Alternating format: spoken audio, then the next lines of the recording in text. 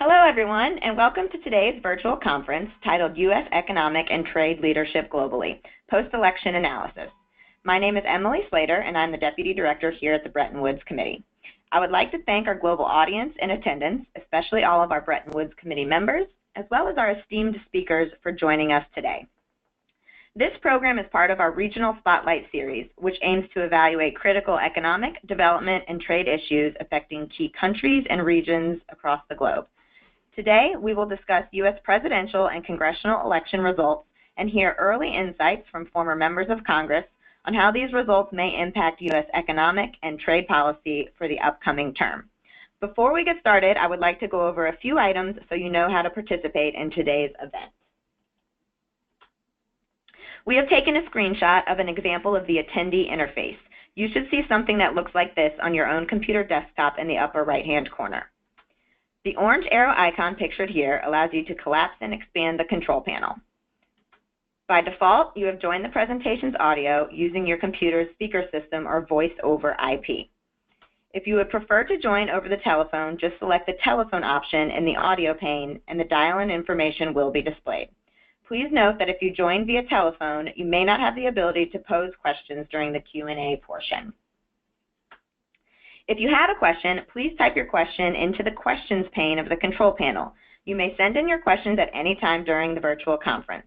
We will collect these and call on individuals during the Q&A portion at the end of the discussion.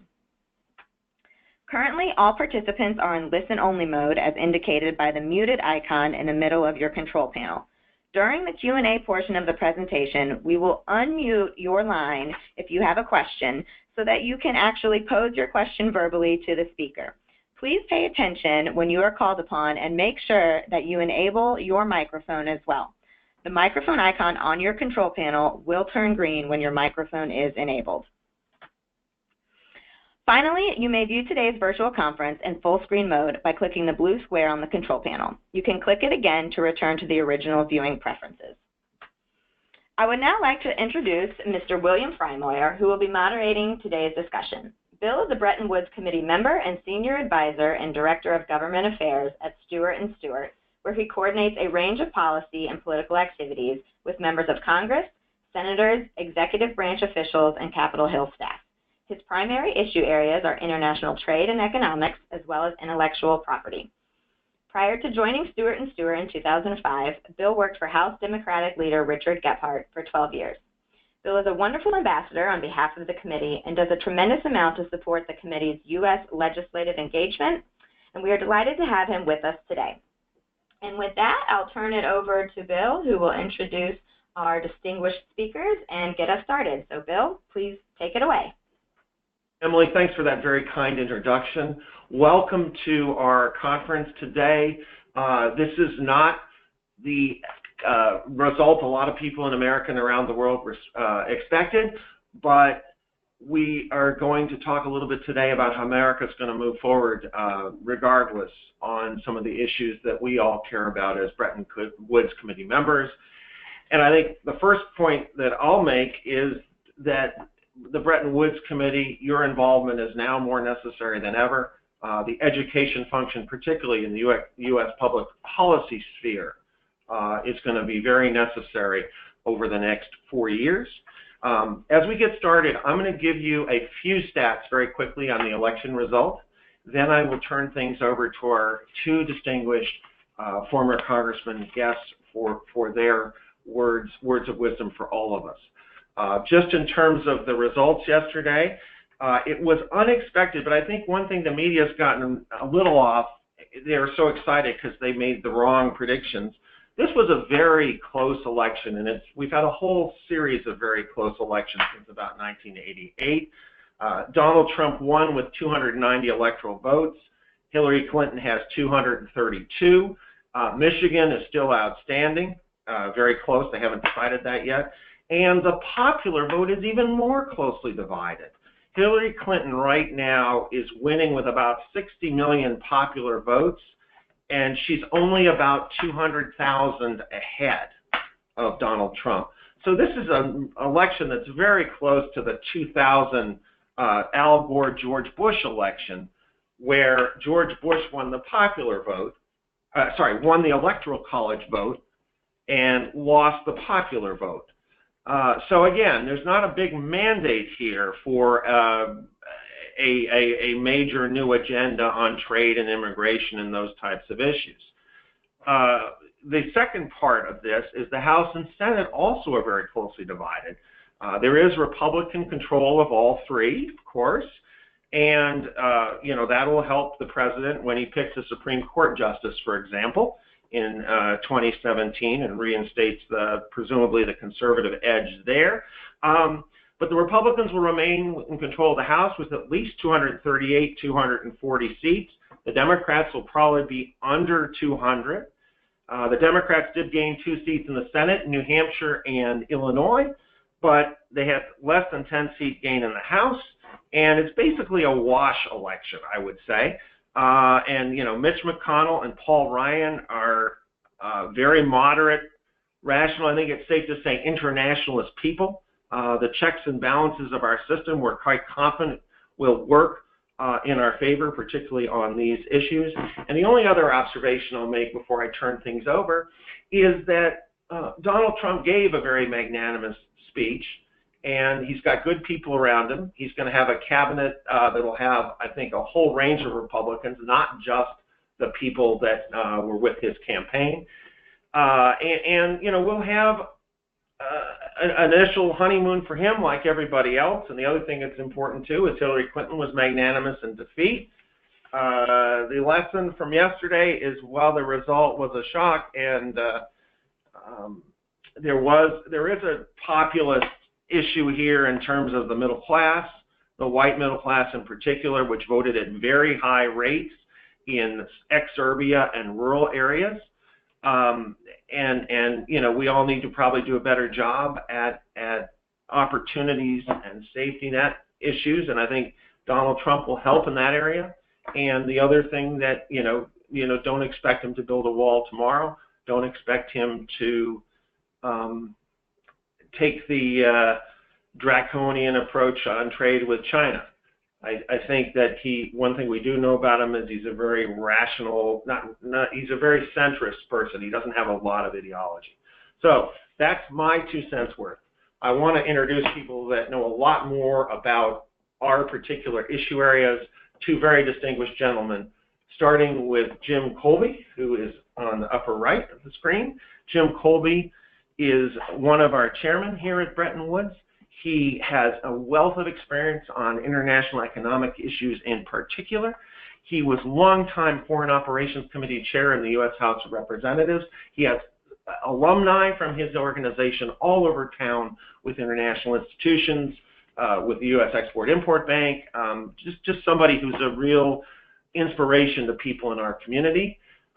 Jim Kolbe, member of Congress, and currently, actually, he's at the German Marshall Fund as a senior fellow. Jim Bacchus also has a very distinguished career in this area. He was a congressman from Florida in the 1990s, and he always took an internationalist pro-trade approach, where it wasn't always easy during the time of the NAFTA vote, for example, in the House. He then was appointed as the first U.S. WTO appellate body judge, and he later rose to be chairman of that organization and got that organization really up and running and very successful in terms of its role. And that kind of is the most successful part of the WTO. We kind of forget there are not a lot of new trade agreements, but the dispute resolution process works a lot in due measure because of Jim's leadership. Finally, Jim currently today is a practicing lawyer in town. He's chair of the global practices of Greenberg Traurig, and again, one of our most distinguished people in town on these issues. Thank you both, gentlemen, for your time. Jim Bacchus, would you like to start it off since your name is first in the alphabet? First of all, I'll say it's wonderful as always to be with members of the Bretton Woods Committee and also with my friend and former colleague, Jim Kolbe. Jim and I have done this before. I try usually to defer to his seniority over me in the House, but at this point we'll proceed with alphabetical order. I think he and I both want to speak fairly briefly in order to maximize the amount of time for questions. So I want to just briefly address 3 points. First of all, the President of the United States has significant scope under U.S. law to act on his or her own to take trade actions. There are more than half a dozen U.S. Laws on the books that provide this authority for the President to act on his own without seeking the approval of Congress. I'll mention 2 such statutes. One is Section 301 of the Trade Act of 1974. The other is the International Emergency Economic Powers Act of 1977. And I would encourage you to look at the study of Gary Huckbauer for the Peterson Institute on this issue, which I think a lot of people will be reading in the next few weeks.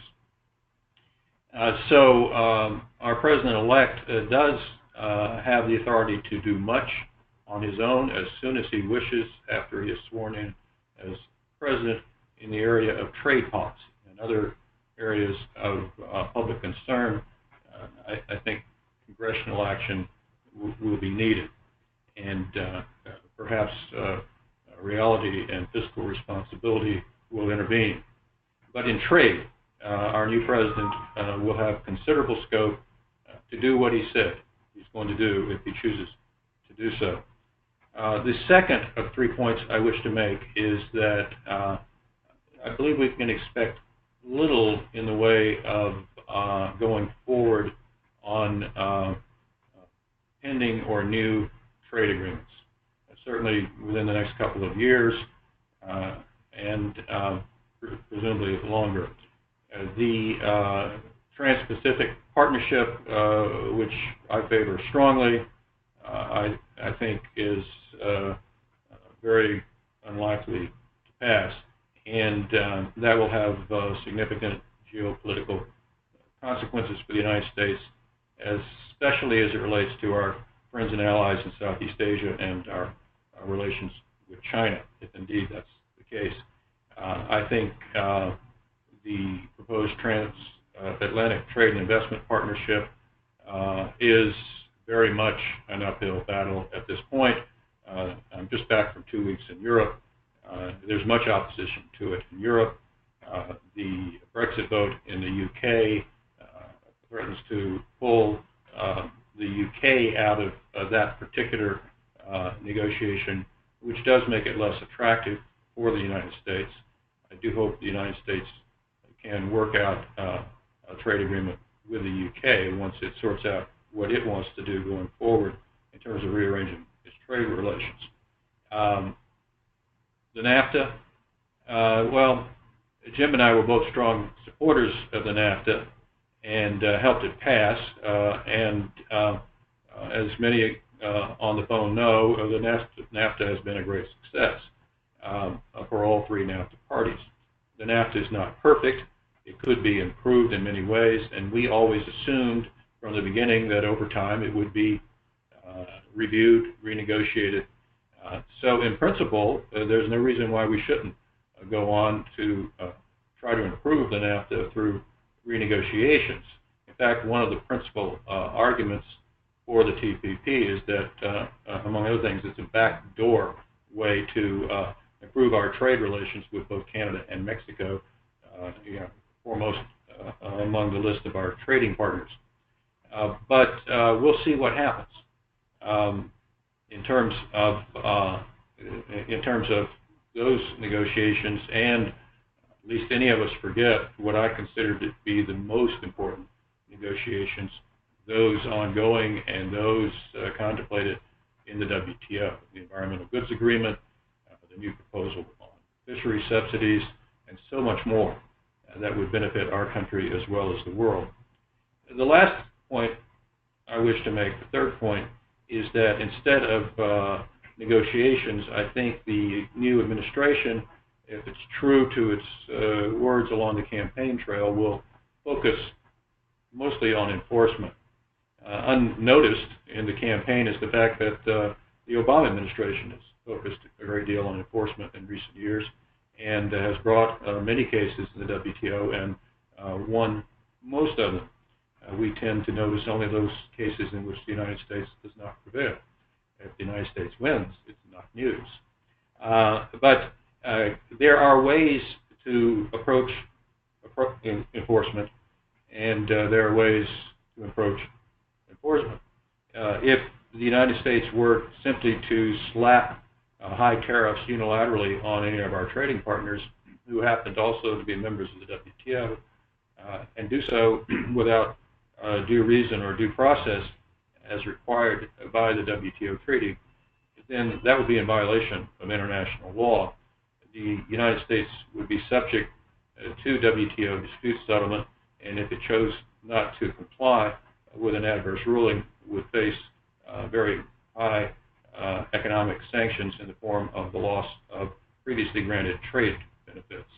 The reason why countries comply with the WTO agreement is because if they choose not to do so, they stand to lose a lot economically as a member of the WTO. It's a reason why everyone wants to be in the WTO. I'll just one example of what could be done. I see from the media that former executive from the steel industry is leading the transition for the new administration in the trade area. Steel is certainly an issue of concern in the United States. I've always been much in favor of strong and insistent enforcement of all international trade laws. And there are ways to proceed in the WTO with remedies when you feel like other countries are engaging in unfair trade practices. That is what I would recommend to the United States going forward. That's been our general approach, and it's generally worked. But there's some areas in which the WTO rules at this point do not suffice, and one of them is in the current steel situation. We have under the GATT in Article 11, for example, rules relating to dealing with situations of short supply. We do not have any rules in the WTO agreement relating to situations of oversupply, which is what we have now in the steel industry worldwide. We could proceed in one of two main ways. One would be simply to retaliate.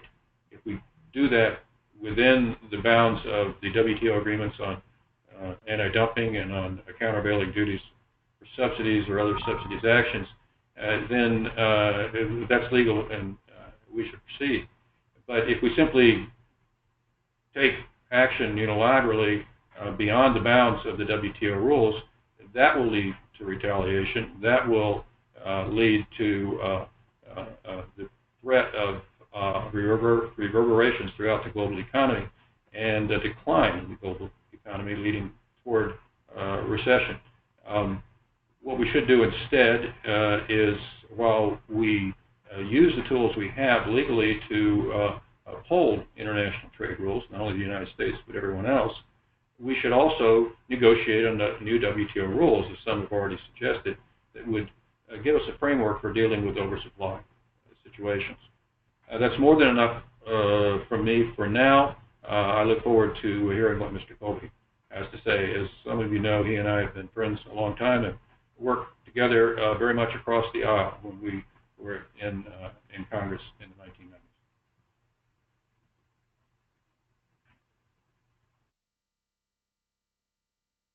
I didn't get Bill's, I think he was muted there, but I think you just said, go ahead, Jim. So I'll proceed at this point. I'm sorry, go ahead, Jim. Thanks.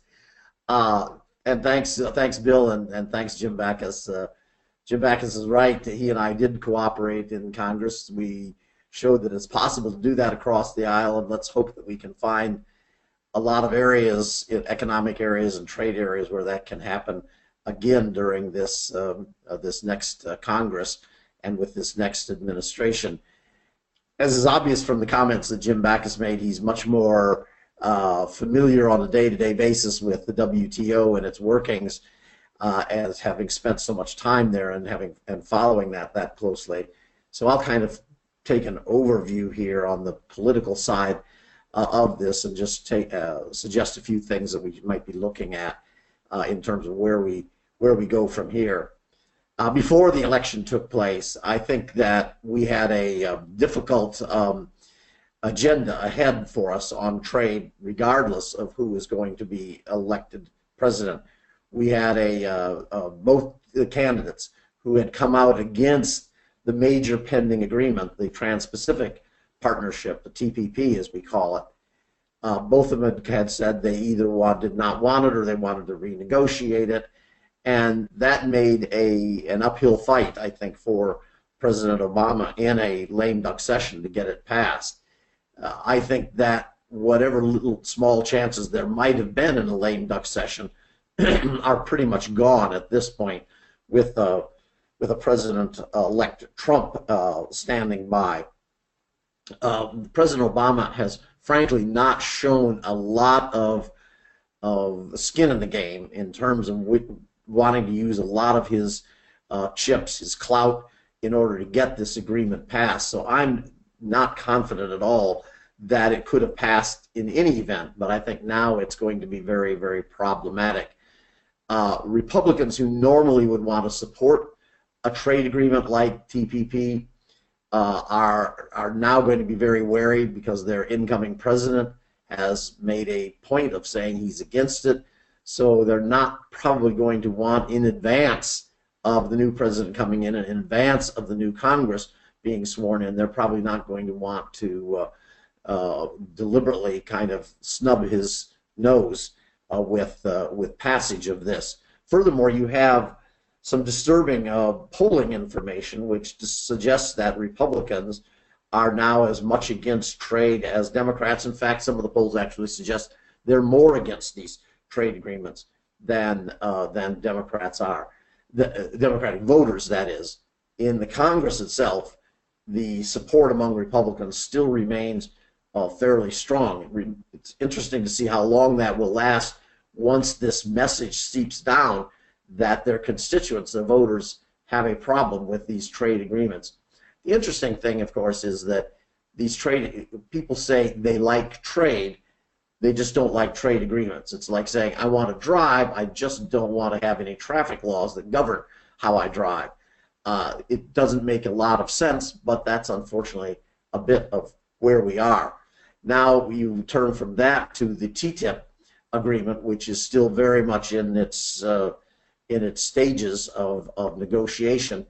And I think there too we're going to find a very difficult negotiation ahead, not only on our side, but because of the Brexit vote and because of the position that a lot of the European countries have taken on very specific things, whether it's been GMOs or on intellectual property issues. It's going to be a very tough negotiation. Just how much will this new administration and the new USTR want to put into that does remain to be seen. We just really don't know at this point. On NAFTA, it is, Jim and I certainly agree that it's been a huge success.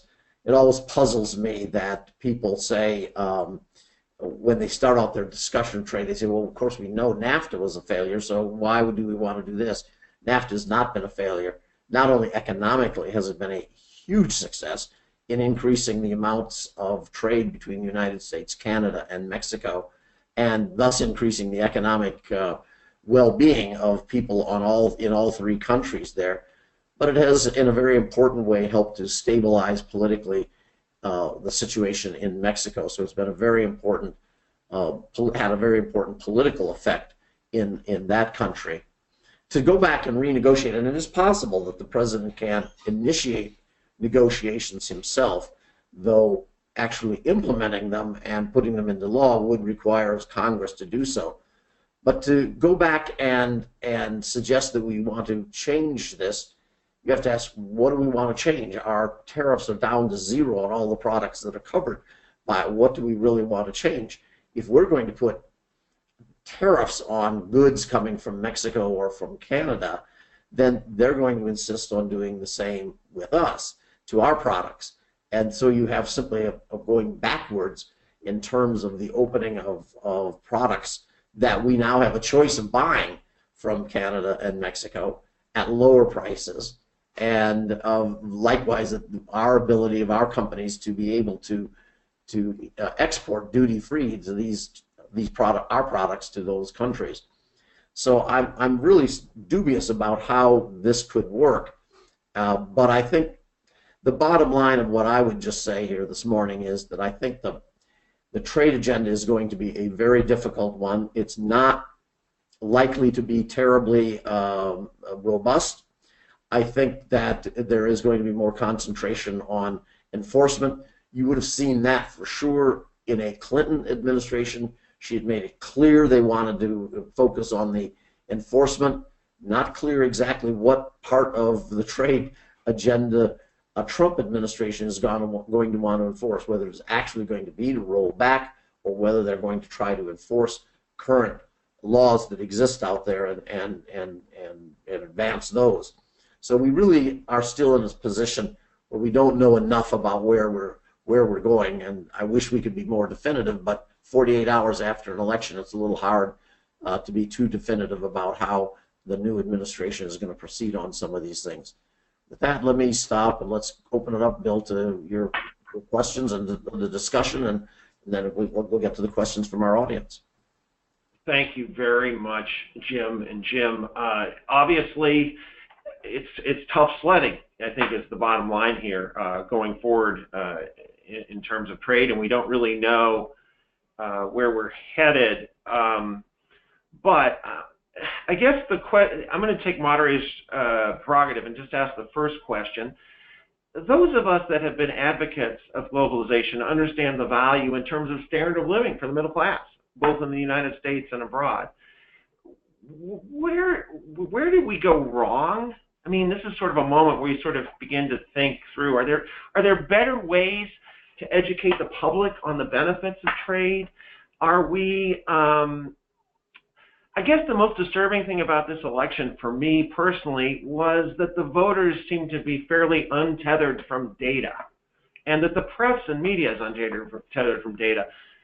When you guys were in the Congress in the 1990s, it was a data-driven debate about the NAFTA, and you won that debate on the merits in a bipartisan way. How do we get back to that? You talked a little bit earlier about your experience working together. How do we get back to that sort of the people on both sides of the aisle that care about the U.S. role in the world and the U.S. leadership that we've assumed since World War II, which is central to the Bretton Woods mission?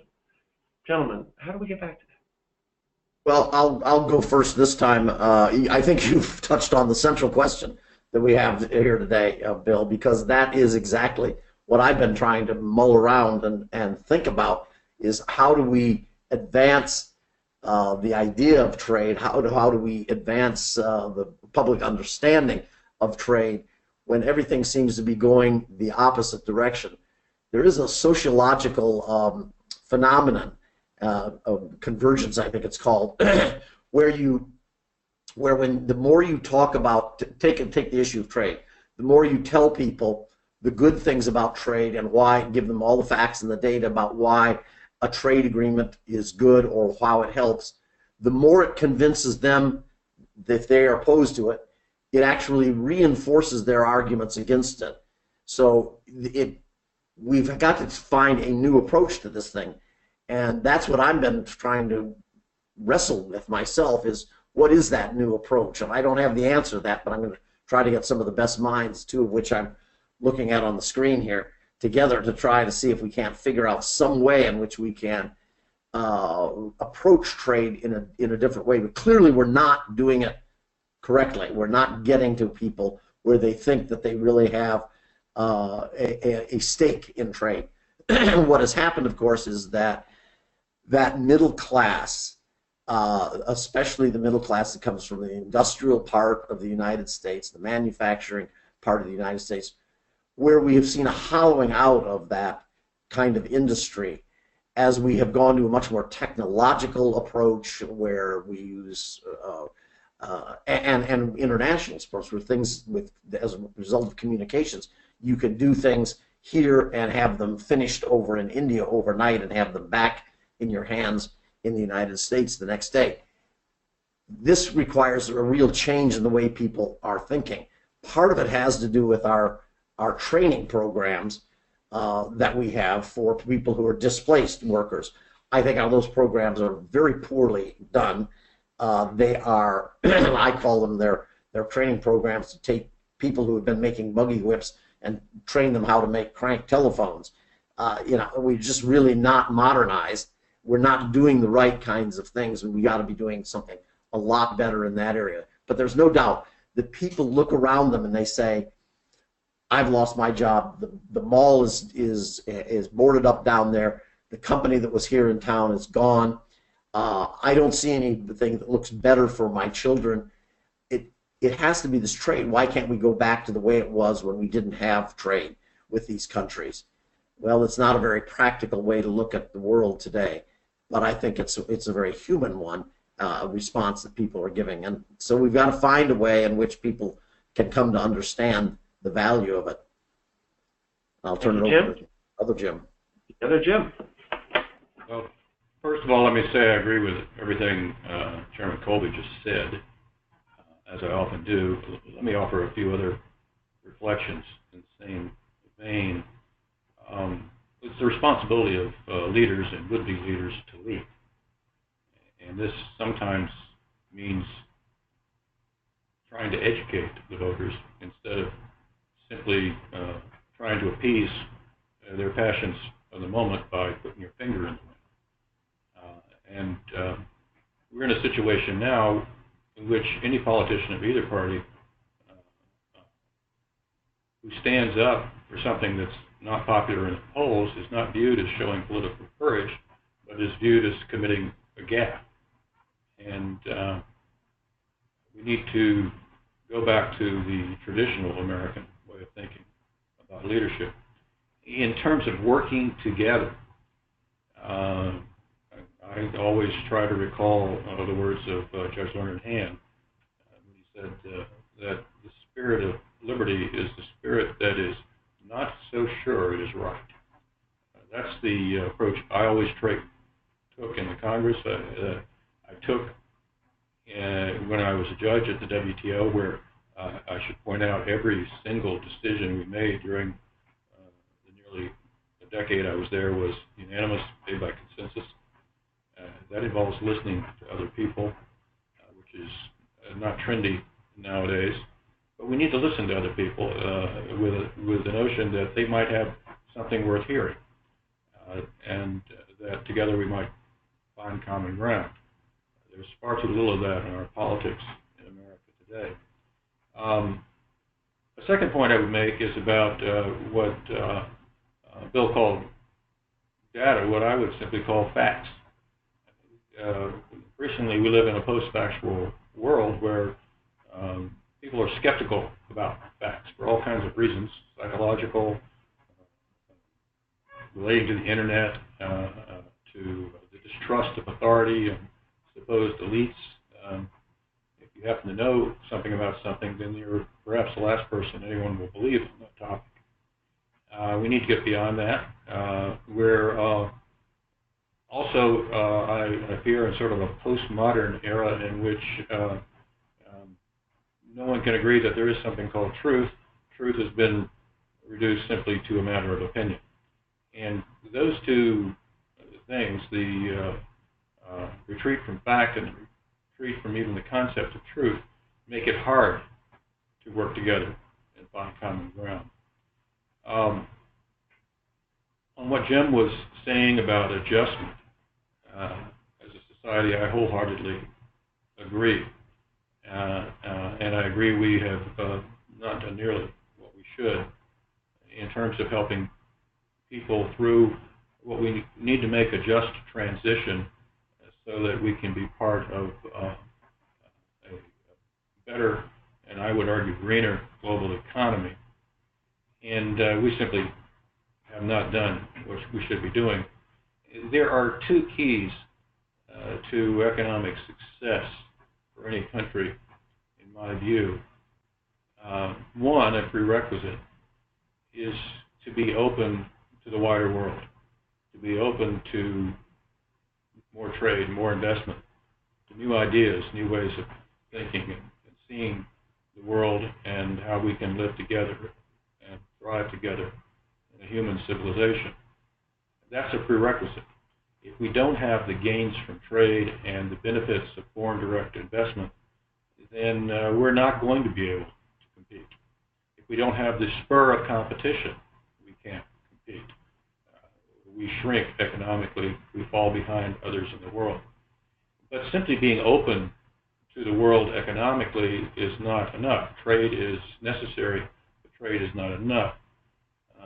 Truly to be competitive in the world, beyond the prerequisite of being open, we need to put in place the domestic policies we need so that we can make the most of our openness and maximize our gains from trade and investment.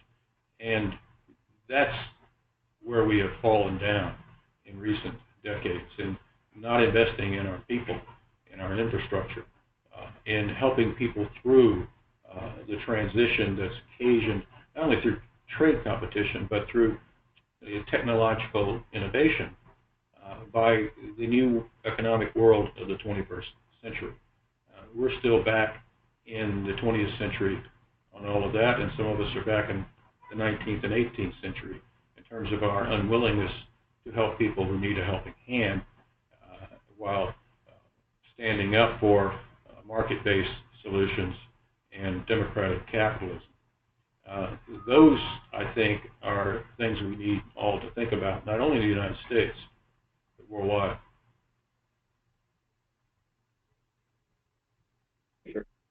Thank you very much, Jim. I'm going to turn to the phones here. I just want to say your point on infrastructure is very interesting, and a lot of people are hoping Mr. Trump will do sort of what Hillary had planned, infrastructure, restoring the competitive position of the United States, assuaging some of the people the people that have trade concerns that are irrational or rational, depending on how you look at it, and then in exchange for corporate tax reform, making our system more like the rest of the world, lowering the corporate tax rate.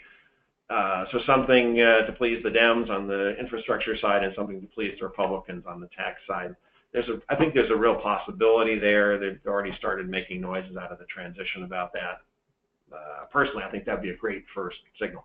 To the phones. Thank you very much, gentlemen, for all your insights so far. Emily? Between, I'm sorry, am I still unmuted here? There we go. No, we can hear you, Jim.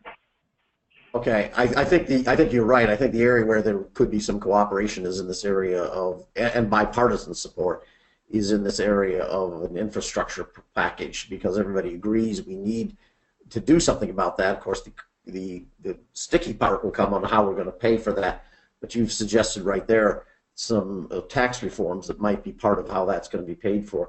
So it is possible. I see an opening, not a wide opening, but an opening at the beginning of this Congress for some cooperation between Republicans and Democrats in some areas. But let's go forward here. Thank you, Jim. Emily, questions? Yeah, we do have a question from Mr. Timothy Solberg in our audience. So I am going to unmute your microphone, Mr. Solberg. Are you there? Can you enable your microphone to pose your question? Yes, this is Timothy Solberg. I'm calling from Chicago. Can you hear me? Yes, we can. Yes, sir.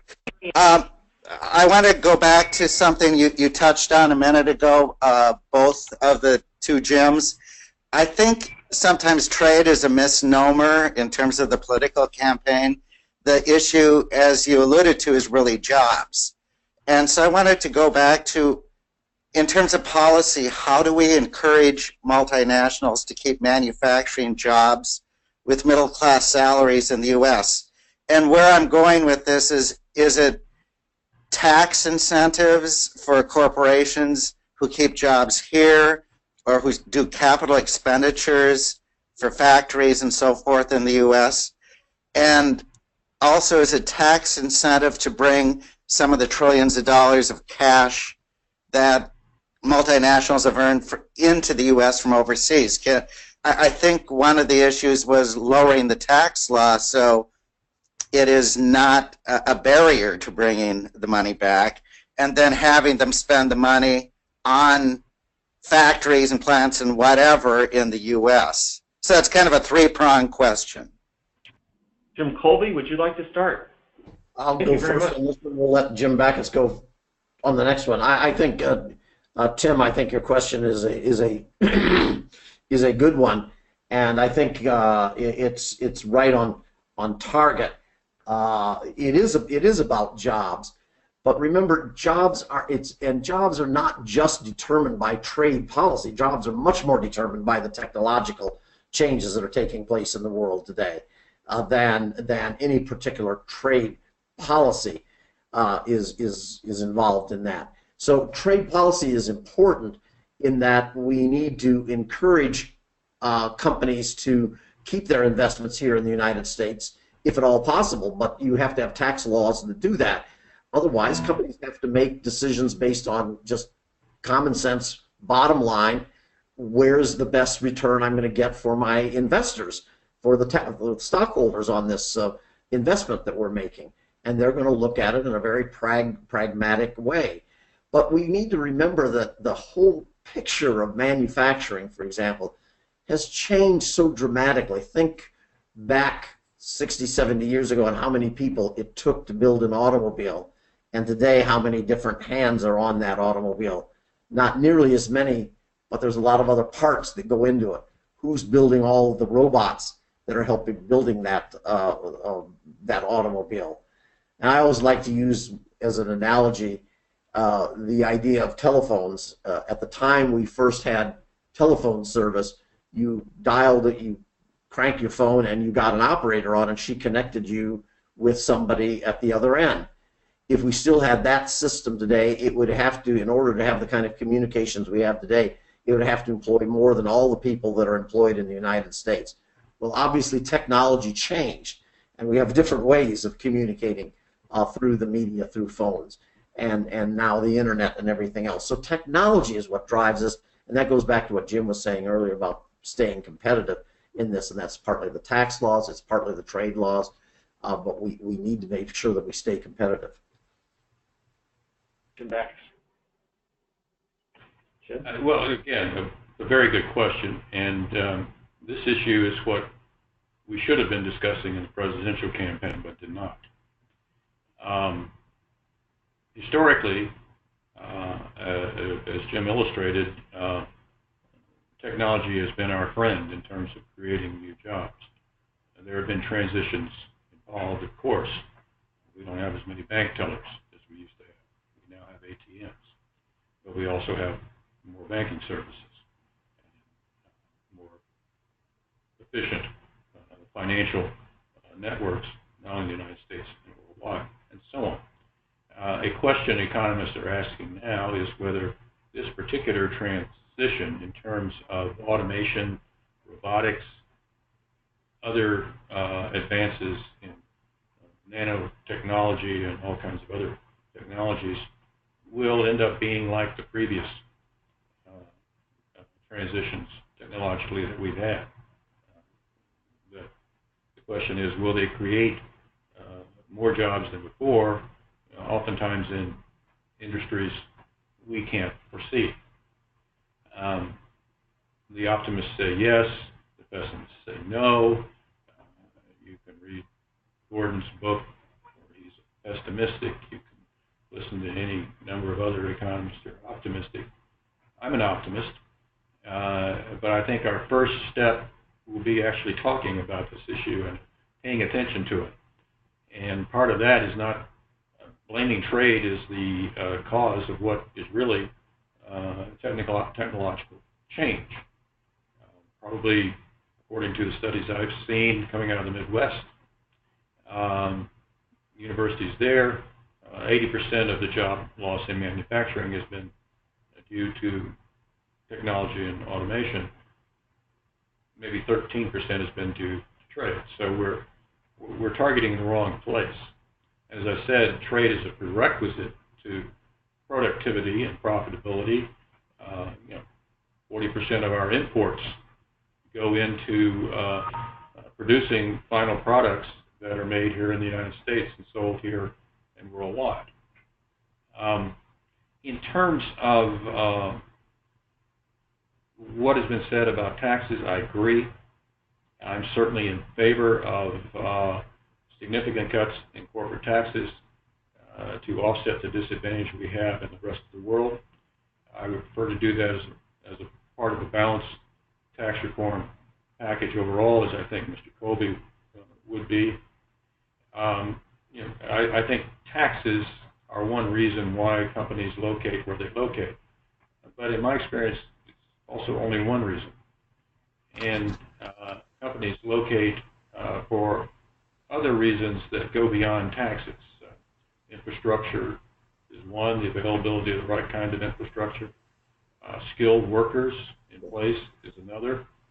An overall quality of life in a community is yet another. Increasingly, for the non-smokestack industries that I think are increasingly going to dominate the 21st century, education is clearly something that relates to the availability of skilled workers, and we have done far too little, Democrats and Republicans alike, to try to match the education of our young people with the skills that are needed in the new workforce. And I would add, in the overall dumbing down of our democracy, where we yield to facts that are not facts and to untruths that are not truths, we could use a better basic, old-fashioned, traditional liberal arts education, including some more emphasis on civics in early ages. All of these, I think, come together to enhance our competitiveness by making us more attractive as a place to do the kind of advanced businesses that are going to be most competitive and most productive in the world. Our aim is not to compete with Bangladesh. Our aim is to continue to be the country that has the highest standard of living and the greatest economic future of the world. There we go. And we do that, I think, best when we make the most of our opportunities that come from trade and investment and from having the economy to the rest of the world. Thank you very much. Next question, Emily. Okay, I want to be conscious of time because we're running a little bit short here, but we do have a question from Randy Rogers, our Executive Director, who thanks all of you for joining us today, especially our speakers. His microphone is having some problems, so I'm just going to pose this question for him. He says it's either for the panelist or the moderator. And his question is, can anyone share any early perspectives on whether they see stronger advocacy or perhaps greater obstacles in the next Congress as it relates to supporting U.S. IFI initiatives and economic leadership globally? So the question of leadership in the Bretton Woods institutions. Jim Bacchus, you get to go first this time. Well, I, of course, have always supported all the Bretton Woods institutions, which is one reason I'm on the Bretton Woods Committee. I think they deserve more support. It has been a struggle for many years to get congressional support for the kinds of things that the United States most needs to do in terms of funding and reform and improvement for these very important institutions. The World Bank and the International Monetary Fund are critical to the global economy, and I would argue that the WTO is equally so. And we're falling behind in our understanding of the significance and the indispensability of these institutions. I see nothing in the recent elections that is going to change that for the better. I think that those in both parties are less and less inclined to support efforts toward multilateral cooperation. They are both increasingly inclined to try to use the singular clout economically and otherwise of the United States to work our will in the world. But first of all, I don't think that we should be working our will in the absence of trying to create alliances and cooperative mutual endeavors with other countries on what can be our shared will. And second, I don't think this is a world in which the United States can simply have its way all the time on anything and everything. That's not the world in which we live, nor is it a world in which we should live. But our ideas that are most important. Our ideas, our core beliefs are shared by many other people in the world in terms of human freedom and human dignity. And I think these ideas are reflected in the Bretton Woods institutions, and we should be working to sustain them and improve them and support them financially and otherwise. I'm committed to trying to do that as best I can, as I always have. Jim Kolbe. Well, I would echo what Jim Bacchus has said. I think the key is going to be the kind of team that President-elect Trump, surrounds himself with on both economic policy and particularly as it relates to international economic policy, to the global institutions. Who is going to be his Secretary of Treasury, who's going to be the Assistant Secretary for International Affairs, who is going to head up the USTR, what kind of person will he nominate for the Ex-Im Bank. I think this is going to tell us a lot. In the end, I believe that the obvious imperatives and advantages of the Bretton Woods institutions, the World Bank, the International Monetary Fund, will compel a Trump administration, regardless of what may have been set up to now, to stay with those institutions. But it's going to be a hard slog, as it has been with this, even with this current administration, to get Congress to do the kinds of things that needed to be done in terms of our capital for the World Bank and the nominating people to serve in these positions for the United States. It's going to be a very tough slog, and it's going to require a lot of cooperation. I think it's going to be difficult. Let me just say, I think we've got a tough road ahead of us. I totally agree. Just a couple other comments with a congressional perspective, I think, to add. We do have some good champions, and in some ways, the unknown is the administration. Usually administrations are, on a bipartisan basis, supportive of these institutions. For the first time in my memory anyway, we're not sure where the administration's headed. But we do have some good champions on the Hill. Senator Corker is chairman of the Foreign Relations Committee. He was an excellent advocate for IMF replenishment. He and his staff, and staff's important in this, get the importance of the international institutions, as does his colleague, the ranking member, Ben Cardin. If you go to the Appropriations Committee, same thing. Senator Patrick Leahy, actually in the minority, has kept his hand on these issues for a long time and done very, very well. And he may be chairman of Appropriations. If he's not, he'll certainly remain chairman. He'll be ranking member of Appropriations. My error, Jim Kolbe, and will be ranking member of Foreign Operations Subcommittee that deals with these issues. And Senator Cochran, the head of Appropriations, is very bipartisan and very pro international engagement. The House is a little dicier, but the appropriations folks, we understand Rodney Frelinghuysen from New Jersey is going to be chairman of Appropriations, and he's an internationalist from moderate from suburban New York. He gets it. In some ways, I think it'll be better than having Hal Rogers, the current chairman. And the Democrats, Nita Lowey, will remain Appropriations chairman, and she's very good too. She's again from New York. The issue is the banking committee is maybe not the greatest, but 3 out of the 4 in our issue area, we've got good people. So I'm relatively optimistic about the Congress, but very concerned about what we'll get from the presidency. We just don't know. Do we have time for another question? Emily, finish it up for us. I think we need to wrap it up. I promised our co-chair, Jim Kolbe, that we would get him out of here right on time, so I want to stick to that promise. So I just want to thank all of you for joining us today. I know we're, only not even 48 hours after the election, but we appreciate hearing some of your early insights into the issues and the policies that will affect the committee and our issue areas. So thanks again to our speakers, our co-chair Jim Kolbe, and our Bretton Woods Committee members, Jim Bacchus and Bill Frymoyer. And thanks again to all of our members and friends in attendance. A recording of this virtual conference will be posted on our website, and you'll also receive a follow-up email within the next day or so that contains a link to the recording as well. So once again, on behalf of the entire Bretton Woods Committee, thank you for joining us today. Thank you. Thank you very much, gentlemen, for Our pleasure. joining us.